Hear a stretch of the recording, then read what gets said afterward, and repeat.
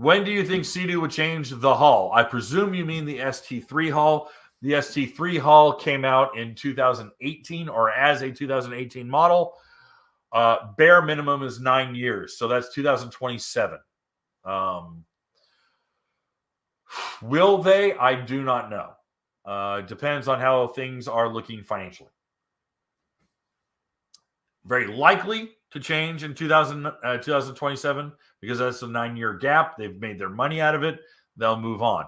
The question is what will they replace it with? I pray to God it will be with 2 different hulls, if not 3, but it won't be 3. That's not happening. It will very likely be 1, but the problem with the ST3 hull is that they're asking it to do too much. Hey guys, thanks for hanging out. This clip was taken from our weekly podcast that we record here every Sunday night at 8 p.m. Eastern Standard Time.